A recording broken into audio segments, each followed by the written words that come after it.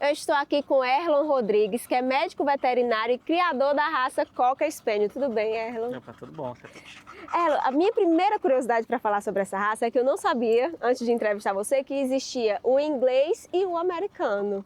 Você pode explicar um pouquinho para a gente essa diferença? Pronto, sim, com certeza. O Cocker, né, originalmente ele tinha basicamente um padrão só, que unia tanto o Cocker inglês quanto o Cocker americano e o Springer Spaniel, que ele parece até um Cocker inglês um pouco maior, certo?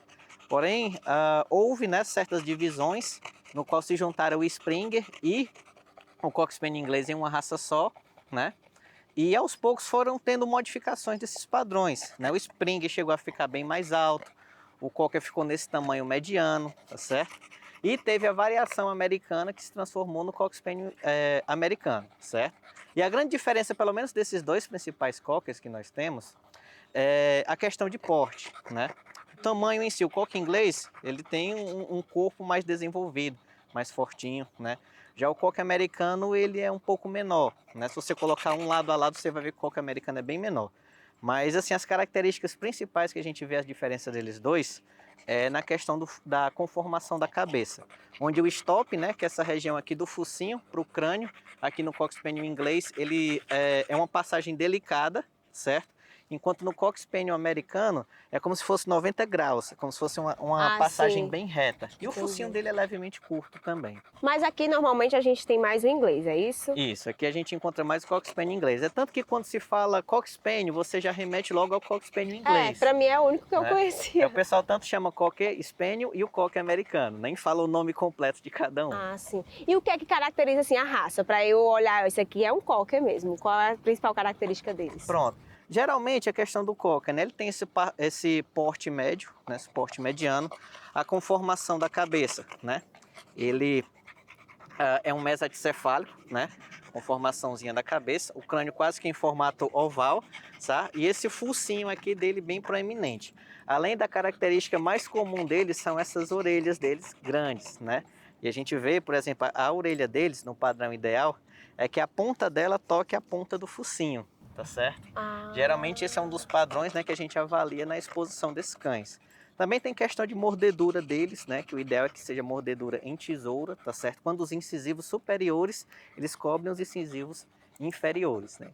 A gente chama de mordedura de tesoura deles. E a questão da pelagem também, que é uma pelagem bem cheia, principalmente nessa região aqui, né? Abdominal dele, que a gente chama da saia, né? E na região das patas, tá certo?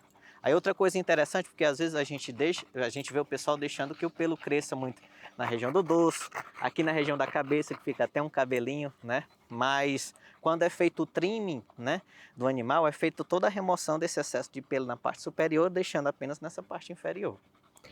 E como é a personalidade dele, assim, a questão do temperamento? Pronto, a questão de temperamento, vocês estão vendo aqui, o Cocker ele é bem agitado, né? Não para quieto de jeito nenhum, tá certo? E isso é interessante para a questão de criança, né? Principalmente criança que tem uma atividade mais alta, né? Gosta de brincar. Aguenta a energia da Para criança. poder aguentar a energia da criança, né? Eles adoram bolinhas, né? Vocês usando bolinhas para poder brincar, aquelas bolinhas que apitam, esses aqui adoram demais. E são Tá dóceis, certo? né? Eu achei Dóceis super e tranquilo. extremamente dóceis, certo? Pelo menos os Cockers dessa tipo de linhagem aqui, né? Porque a gente verifica às vezes os Cockers antigamente, o pessoal criava muito Cocker dourado e às vezes reclamava que tinha alguns que tinham um temperamento um pouco mais forte, certo? Sim.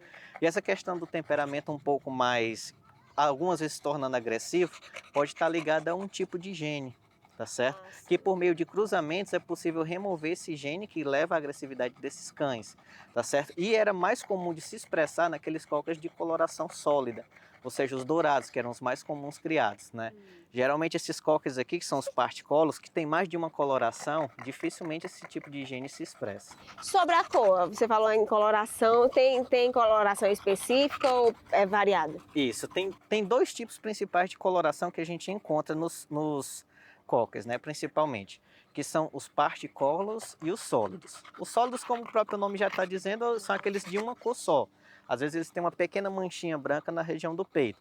A gente encontra o que? O dourado, o preto e o fígado, basicamente essa. E os tans, né, que é aquele que tem aquela marcação que lembra até o Rottweiler. Sim, certo? sim. E os particórdios são esses aqui, de duas cores, né? Que a gente vê duas cores bem marcadas, tá certo? Aqui a gente tem uma coloração que é o preto e branco, tá certo?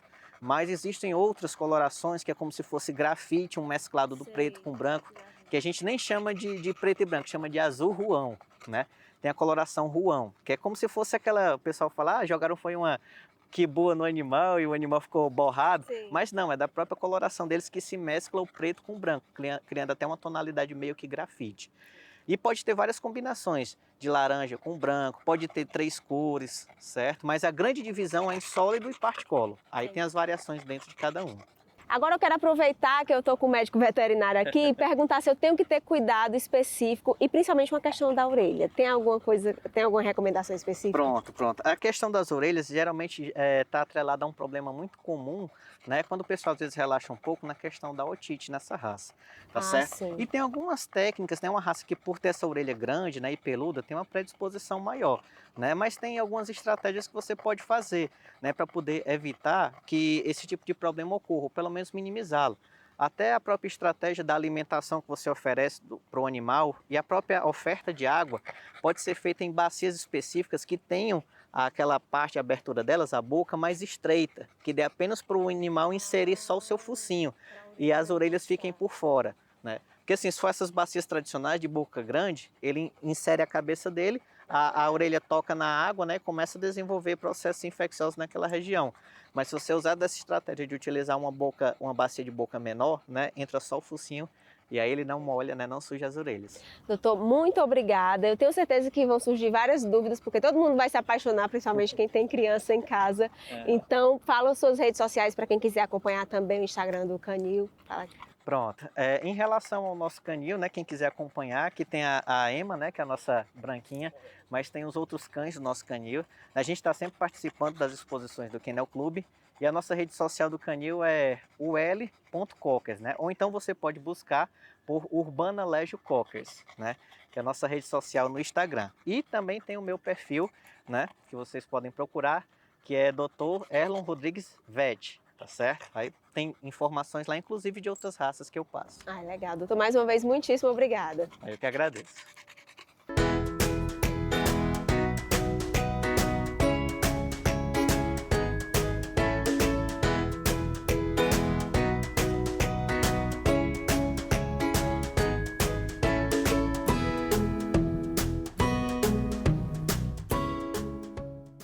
A minha pet dica de hoje é cuidado com as dietas de internet. Elas podem faltar alguns nutrientes essenciais como vitaminas e minerais, ocasionando alguns problemas de saúde no seu animal. E agora com vocês o nosso queridíssimo repórter Fuinha. Nha, nha, nha, nha. Repórter Fuinha. Fora.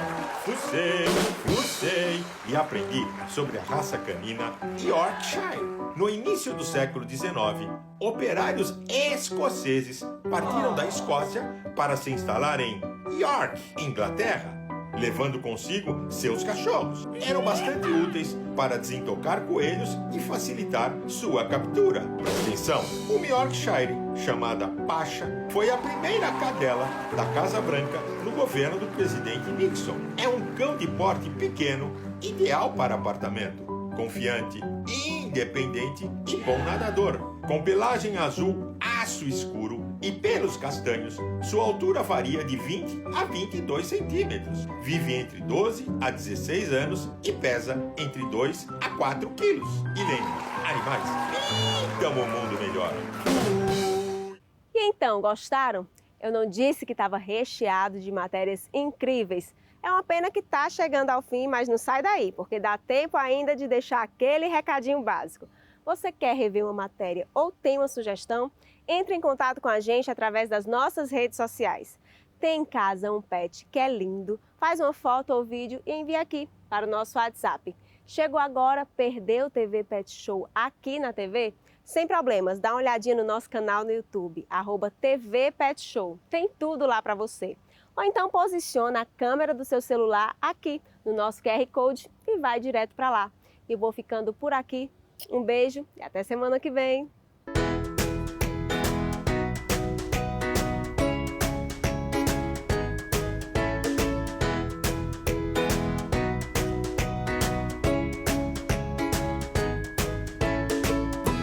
Tchau!